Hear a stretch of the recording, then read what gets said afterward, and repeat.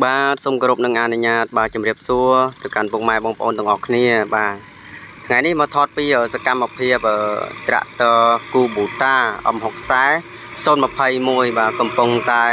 បាប់ភ្ជួរដីស្រែតែម្ដងបងបាទចំណែកត្រាក់ទ័រហ្នឹងគឺម្ចាស់ធ្វើការដាក់លក់ប្រញាប់លុយបងណាដាក់លក់ប្រញាប់បាទហើយបើសិនជាបងណាមានតម្រូវការអីចង់បានអីអាចតាក់ទងមកខាងបងអូនបានណាបាទចំណែកត្រាក់ទ័រហ្នឹងគឺនៅសំណុំស៊ីនស្អាតមួយជុំបងណាបាទហើយចំណែកឧបករណ៍របស់វានេះគឺមានគាល់មានគប់បងណាបាទតែគប់ហ្នឹងគប់នៅផ្ទះបងណាគប់នៅផ្ទះបាទអញ្ចឹងបើសិនជាបងចាប់អារម្មណ៍អីបាទចង់បានត្រាក់ទ័រមួយគ្រឿងហ្នឹងបាទគឺអាចតាក់ទងមកខាងបងអូនបានណាបាទធានាថា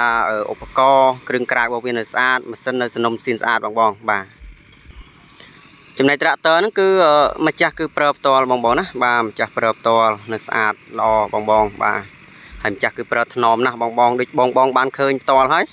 បាទគឺភ្ជួរគឺទឹកដៃគឺភ្ជួរស្អាតម៉ាស៊ីនអីជន់គឺជន់ស្មើល្អបាទកាលណាតែយើងជន់ស្មើមិនកឆុងកឆាំង